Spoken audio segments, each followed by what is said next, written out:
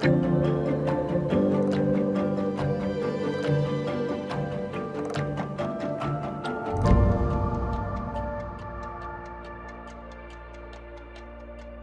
believe that not a lot of designers think about being leaders. We came to this industry to create. We want to design. We're driven by our internal desires to make really cool stuff. Eventually, we learn so much by trying to do this that we're able to really excel in our craft. So what would it be like to step up and share our learnings with others, to take charge of someone else's education, to lead them? And that's really why I wanted to make this, because I want to talk about what it could take to become a design leader.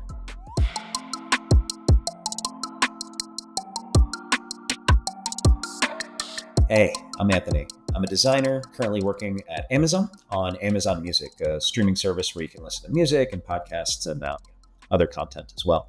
My career path has been a long and winding one. I actually went to college to originally learn how to code so I could make games.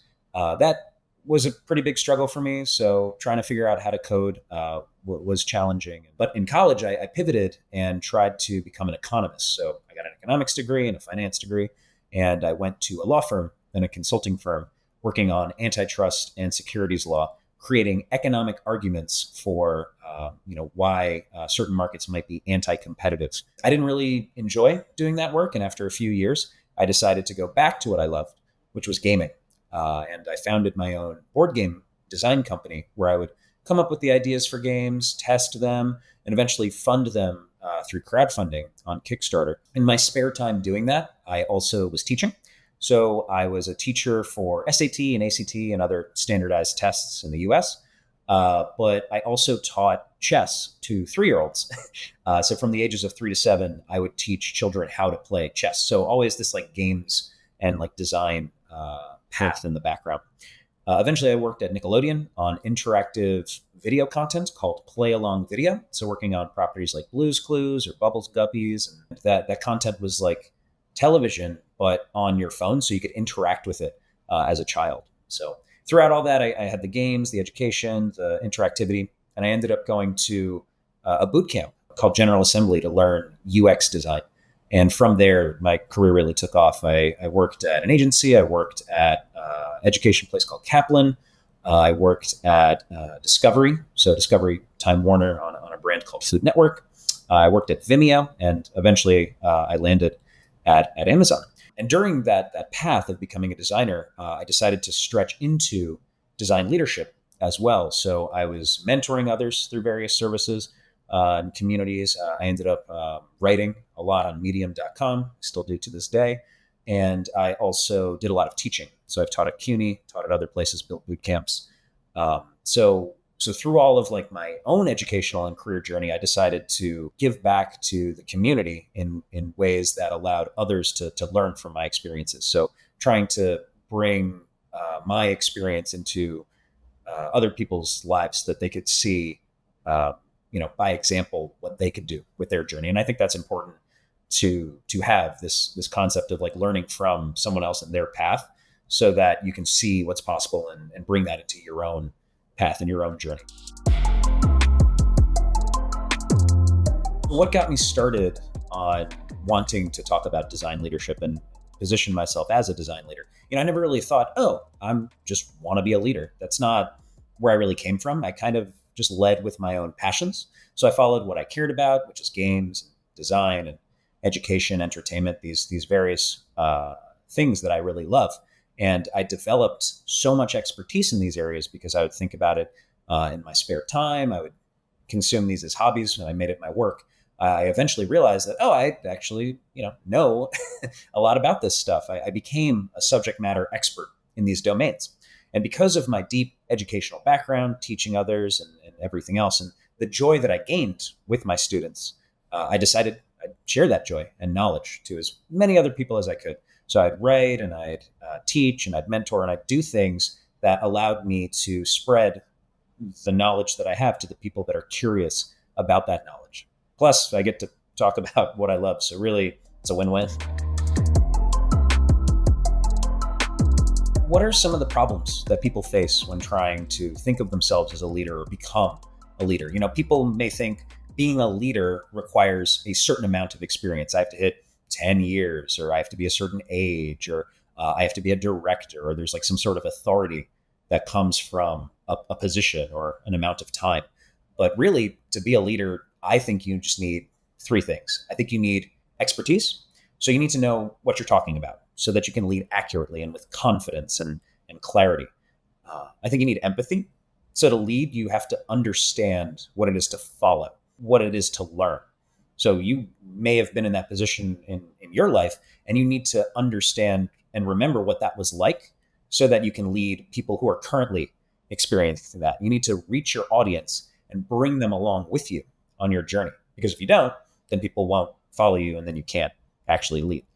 And then finally, I think you need to have a voice. You need a platform or a way to reach others so that they can hear what you're saying and that you can actively and effectively lead as well. You need to actually speak rather than just sit silently and observe. You need to take a stand and use your voice in a way that allows you to lead.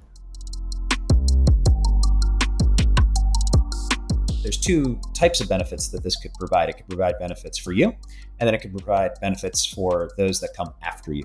So for you, you could get a ton of confidence becoming a design leader. People come to you looking for your expertise. It ends up accelerating your career, and it really benefits where you stand in your community and how you want to express yourself. I also think that there's value that others gain from your stories. Other designers that come after you.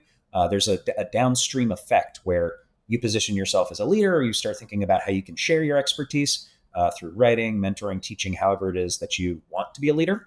And then that has a downstream effect of educating the people that come after you, which then improves their careers and their confidence and everything else. But then it also benefits a third group, which is the people that you and those that come after you design for. Because you're sharing your expertise around design, then the people who eventually use the products and services that are designed have a better product and service experience. So it's really just like a win-win-win when you think about it, because everyone benefits from the sharing of knowledge. I'm Anthony Conta, and this is my design story.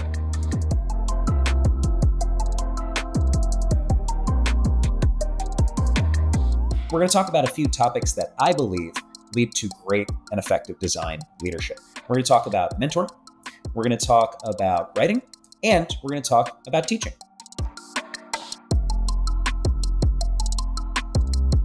I've been mentoring for over 5 years at this point. I really started around the time of my boot camp at General Assembly. So my instructor at General Assembly asked me if I was interested in mentoring the cohort that came after me.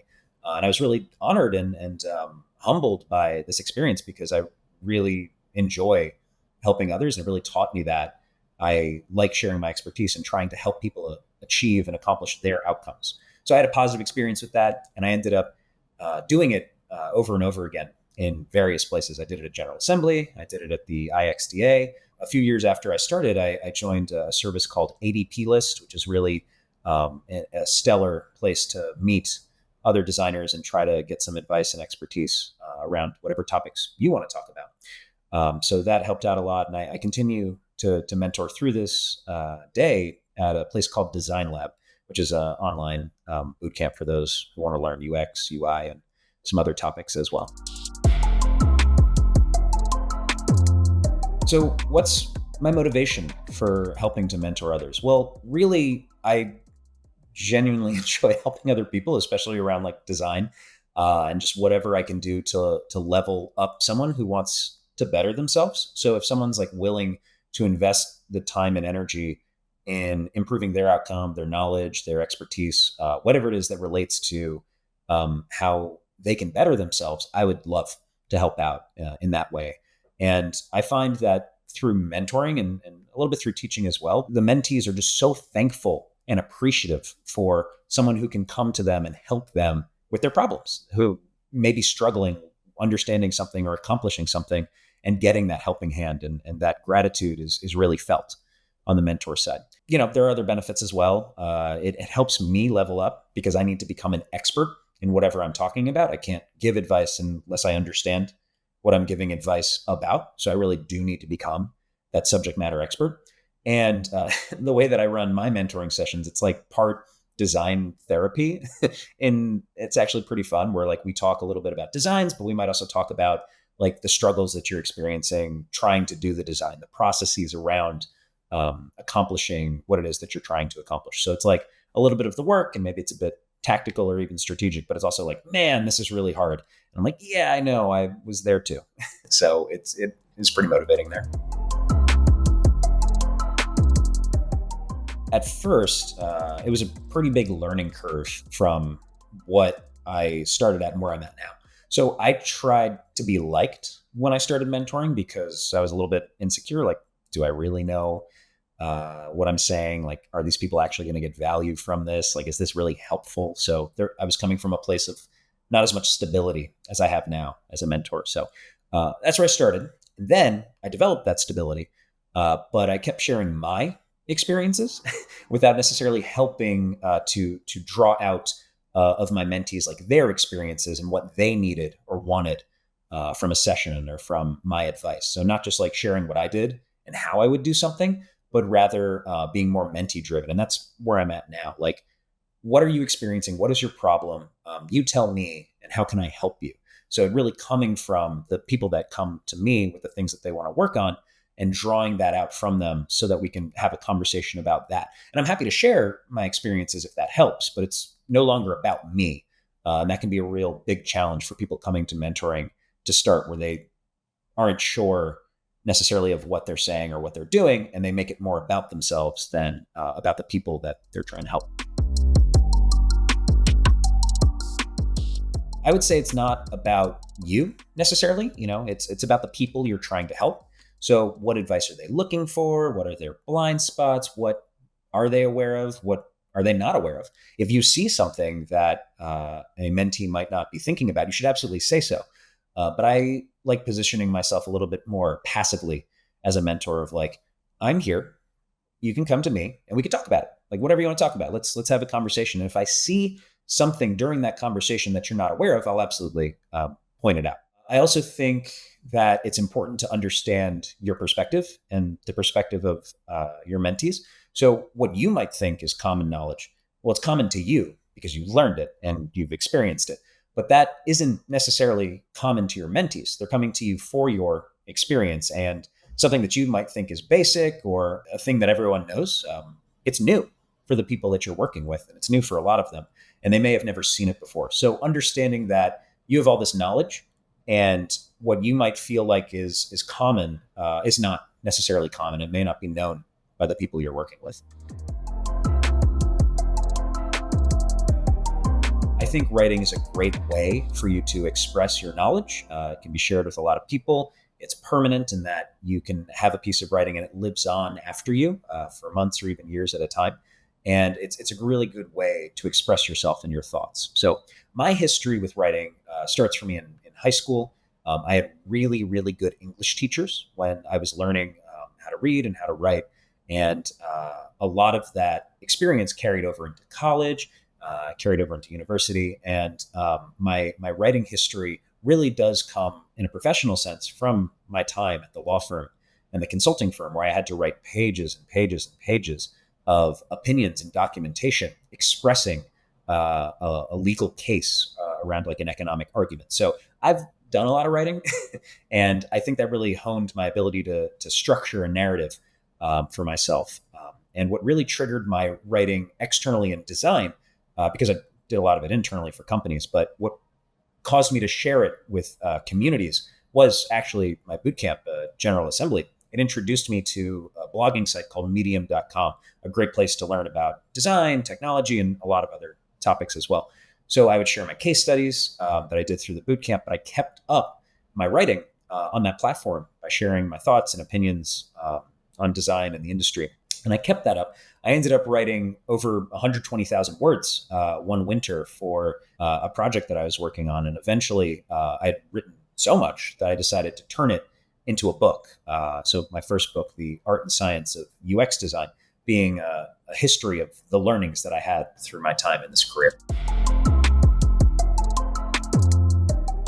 Writing does a lot of things for me, just as a designer, but also like a human. So writing helps me organize my thoughts. So if I have to write it down, I have to write it down in a way that create structure around my arguments and my perspectives and points of view. So it allows me to just give myself some clarity around what I want to talk about.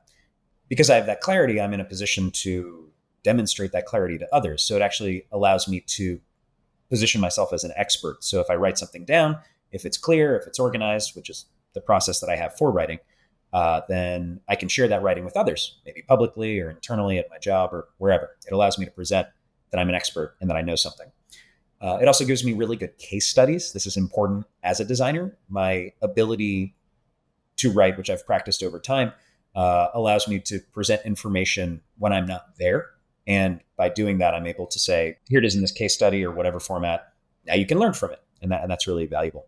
And then finally, writing is permanent. So it stays and you can go back and read your writing. And it's actually really interesting for me to look at some of the articles that I wrote before and see what I've learned from them, which gives me more understanding of how far I've come. It gives me more motivation. And it feels really good having written the thing. Sometimes writing it can be really hard and it's a bit of a challenge, but like once it's written, it feels really good to just go back and be like, I did that. Making the time is hard. It's a practice skill that you have to keep doing and investing in. So showing up consistently and frequently can be a really big challenge. So making the time for it, but also feeling good enough about what you wrote is also really hard. We're inside our own heads. You write it down. And you're like, did I actually write something good or clear or of value? I don't know if you've ever tried to like write an email and stare at it for a long time and understand like, is this actually like what I want to say? I know I've done that. Do people get value out of what you've written? It's very one-sided in that you wrote it and then sometimes it just goes into the ether, like you post it on LinkedIn or like in Medium or wherever, and no one responds or engages. And you wonder if people actually got value out of it. I'll share with you a story. So I write a lot on Medium and I wrote an article about a whiteboard challenge, how to do that. And I wrote it maybe like 3 years ago, 3 years ago, maybe even a little longer. And I have people to this day that message me and they say, I got so much value out of that challenge. I saw what you wrote. I took that framework and it got me a new job. So it does get seen and heard, but you don't always see that. And it can be demotivating to not get that feedback. And I totally understand that because I've written plenty of stuff that just doesn't, I don't see where that goes, but your impact is felt. You just need to believe that, even if you don't necessarily see it.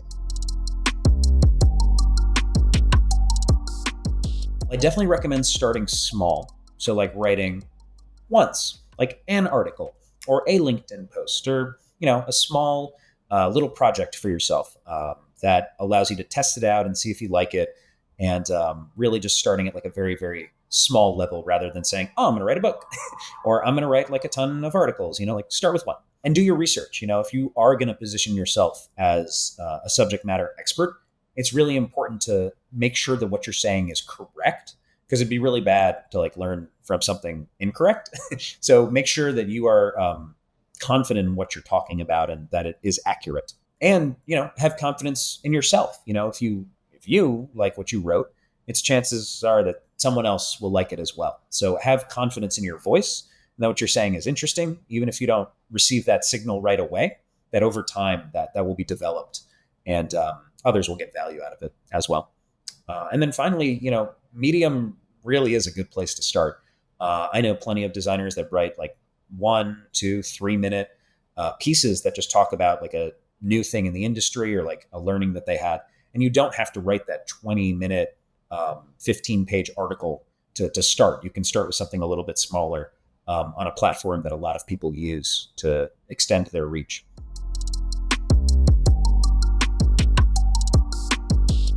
So where's all my writing led me? Well, it's actually led me to an anthology or a collection of a lot of my learnings, which is my book, The Art and Science of UX Design.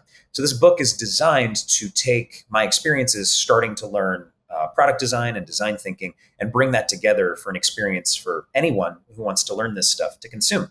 So in my reading and studying, someone trying to get into this field, I learned a lot about the theories and the practices and even the examples that go with the end-to-end design process.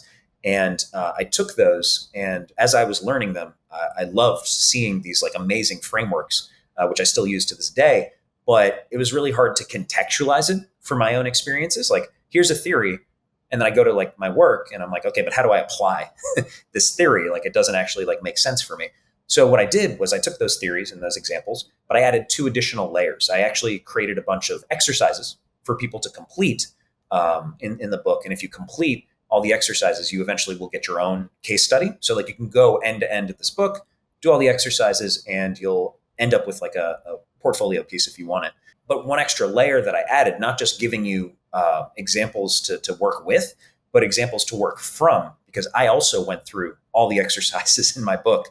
And at the back of the book, you can see what I would have done or what you could have done with those exercises. So trying to like make it part theory, part practicality, an exercise really for you to go through the entire design process end to end and end up with something on the other side. So yeah, hope you like it.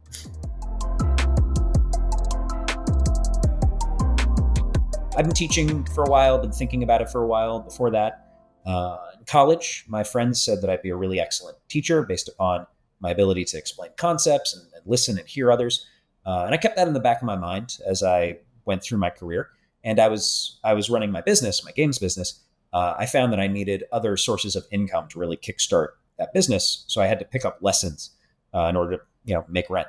So I taught for years. I taught SAT, ACT, standardized tests. I taught chess to children, and that allowed me to develop my craft for one-on-one conversations and continued education with others. It's actually interesting. My writing on Medium, which helped demonstrate that I was a leader, led to some deeper teaching engagements. I wrote a couple articles on Medium, and then people came to me and said, "Hey, would you like to teach a course on how to talk about design to product managers?" And I was like, "Sure, I'll try that." And another person came and said, "Hey, do you want to like teach design to our early career students?" And I was like, "Yeah, let's do it." So that just like kept leading to things by putting myself out there. It introduced more educational opportunities for me. And then I eventually pivoted to like live classes, virtual through CUNY and through another bootcamp program. And eventually now I'll be teaching in person at Pratt Institute in a few months. So I'm continuing my teaching and education path. Well, similar to mentorship, it's pretty awesome to see students like light up about what they're learning. Just seeing the joy and value that people get engaging on a topic that they care about and engaging deeply on that and being able to create those experiences for them and provide that for them is really encouraging, and I appreciate it. I also, again, get to talk about what I care about, which is great. So I'm really passionate about this stuff, and being able to just share it with others is awesome. But I also take some pride and joy in curating experiences for others as a designer.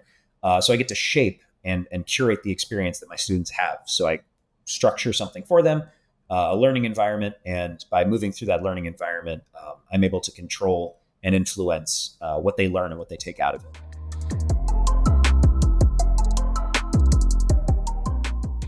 Well, lesson planning is really hard. It's like very hard. It's about, maybe 100 times harder than writing an article or showing up to a mentoring session. You have to create a learning environment and really understand your topic well and maintain the pace of that all throughout the teaching experience. Sometimes you might have a lot you want to say and you can't fit it all in. Sometimes you might not have a lot to say and you have to find your voice and what you want to communicate. And you have to communicate a certain level of clarity by cutting out all the noise that exists and delivering something that is clear, concise, and valuable to a community of people. And because different people learn in different ways, you also have to accommodate that part of your lesson as well. So you're teaching to a class, and there's a lot of structure that goes into that. Sometimes, I worry that my class will end early. Maybe I talk about something and we don't have enough to discuss. Sometimes I worry my class will never end and we have way too much to talk about and that I want to share with them. So the pacing is hard to manage. And I want to make sure that they can actually do what I teach. It's not enough to just be like, here's some knowledge, go have fun. Like I need to like actually make sure that they walk away with a skill and a set of knowledge that allows them to replicate it when I'm not there. I don't want to burden them too hard where I'm giving them too much to think about and they can't actually do what it is that I want them to do, but I want them to also actually do it and have actual professional usage out of what I'm talking about. So there's a big balancing issue when it can come to teaching. I try to structure my lessons and my environments in a way where you learn something, but you're not overburdened by that knowledge. So there's this concept of cognitive load. It's one of my favorite concepts. Essentially, if you're given too much information, you can't process it all. You feel overwhelmed. And a lot of the information just doesn't actually enter your brain and it just shoots out of it. So when I teach, I try to structure my lessons in a way where you're doing one concept at a time or one topic at a time and a little bit of things rather than like a ton of stuff all at once. So a way that I balance this is present information. So I'll present a theory or I'll present a point of view, and then I'll give an example of that. So maybe it's a theory about some sort of concept. Here's an example of that concept in action. And then I'll invite my students to actually do that example or that concept by practicing with a exercise that I create. So for example, let's talk about affinity mapping. Affinity mapping is a concept where you try to understand a set of data or insights by like taking a bunch of Post-it notes and like moving them around. Okay, great. So let's talk about an example of that. Here's 3 different people that we spoke to. Here's some insights from them. Let me show you how to like organize those insights in a way where it makes sense and you're able to understand more about that data. Okay, so we've gone through the theory, we've gone through the example. Now you do it. Here's a data set. I'm going to give you that data set. I made an actual data set from a real world project that I worked on. And I have my students go through that data set themselves so that they can understand the topics we just talked about and that the learning sticks with them because they've worked through it themselves. So theory, example, practice. Anyone can actually just make a course.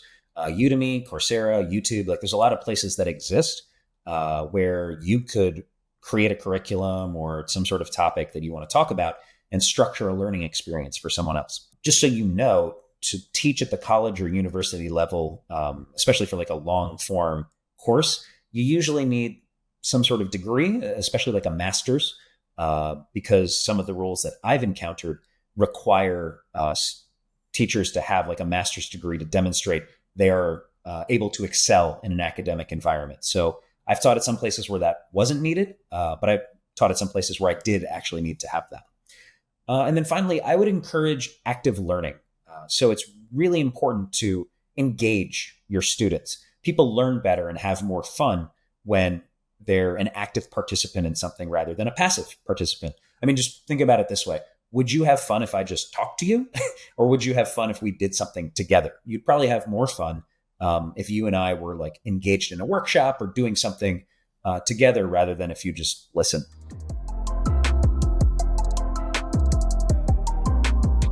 So let's talk about one of the major themes that came from all 3 of these topics. And it's this concept of imposter syndrome. How do you develop confidence? How do you develop a way to combat this voice or this feeling that you're not enough or that what you're talking about isn't valuable or you're not going to be able to do a good enough job? This is something that I see a lot of people suffer from, and it stops them from taking action or doing what it is they want to do. I've suffered from it. I know plenty of other designers that suffer from it as well. And the truth is, at least for me, imposter syndrome doesn't really go away, at least not completely.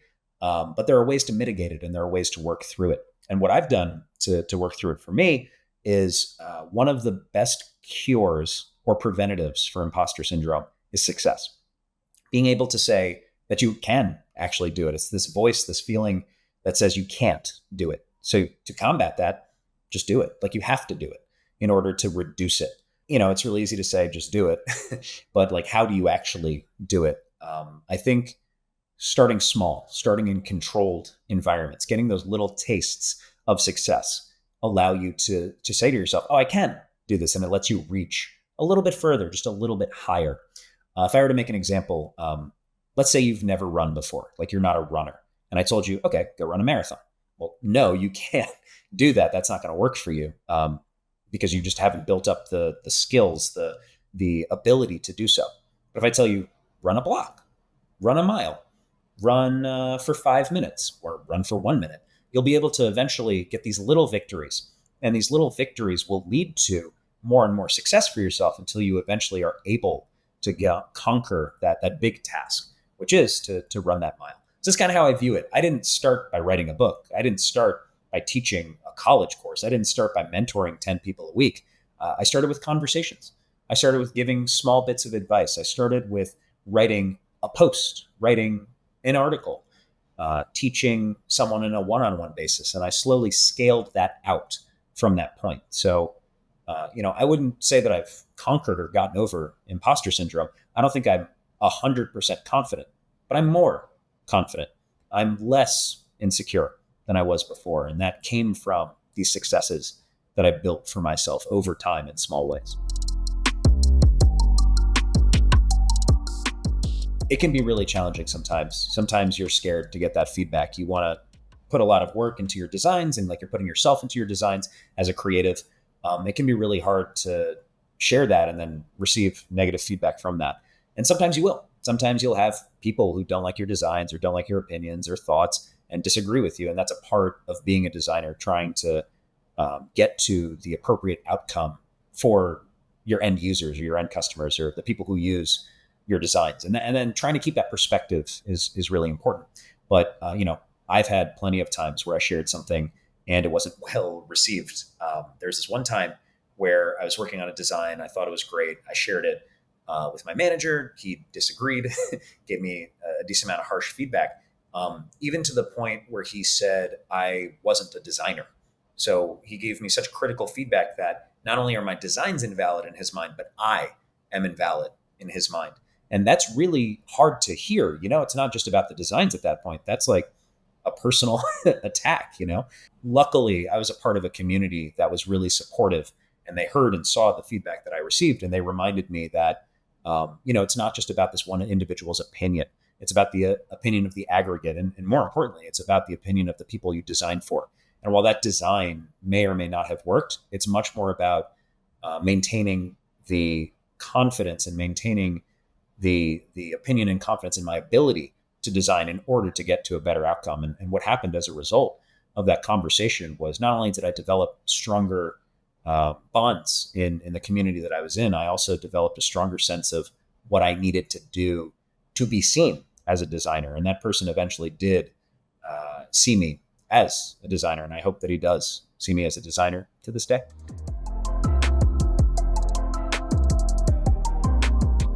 One of the biggest mistakes that I've made when, thinking about my writing, my teaching, my mentoring, even just being a designer and becoming a design leader, is the amount of pressure that I've put on myself.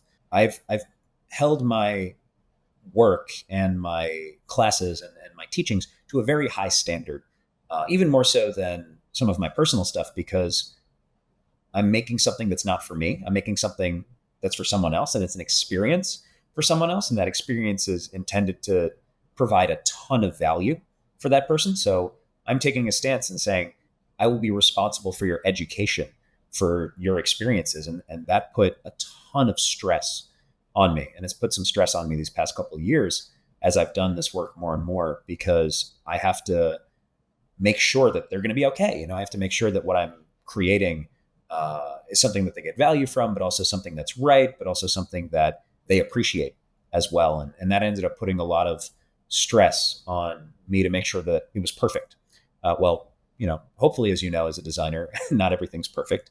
Usually it's not. So being able to give myself permission to not be perfect in certain areas has been a struggle and something for me to learn. And I hope that you have already learned this. But if you haven't, you don't have to be perfect, and it's not going to be perfect anyway. So really understanding and being comfortable with 80%, 90% instead of 100 or 110.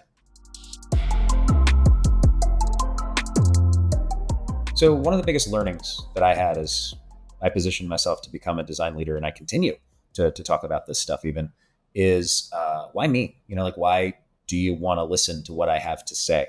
What can I say, or what value can I provide that others, countless others, haven't already provided? You go to YouTube, you go to Google, you look up UX, there's plenty of information to provide. So, like, what can I contribute to the conversation, and what can I say that hasn't already been said?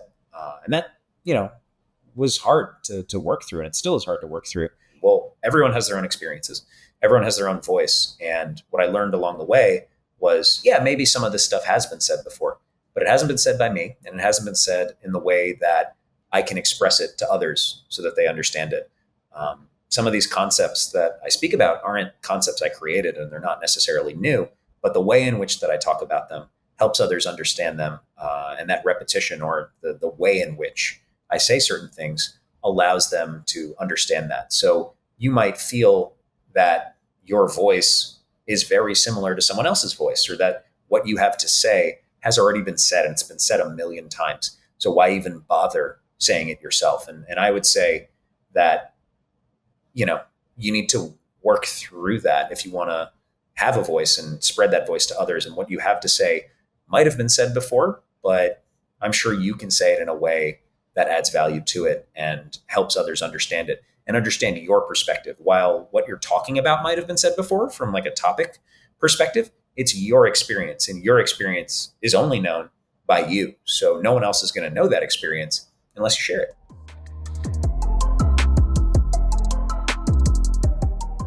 We talked a lot about community perspective and educational perspective, but if you're working within an organization or another design team, or even as a designer of one within some company, how can you express yourself as a leader?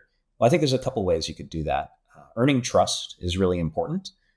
Trust in you following your word, trust in delivering high quality designs, trust in hearing your partners from product, engineering, the business, wherever. That's a great way to position yourself in a place where people will listen to you because you've developed the trust. And that goes back to the voice that we were talking about before. If we go back to another tenet that we were talking about before, it's that empathy. Designers that are on your team, or developers, or even stakeholders might not know the process by which you design, and might not know the things that need to be done in order to accomplish an outcome that you're looking for as a design leader. So bringing them along in that process and leading with that empathy of, oh, you might not know what low fidelity is, or you might not know that we need research, or you might not know that we need this specific amount of feedback before we commit to a design.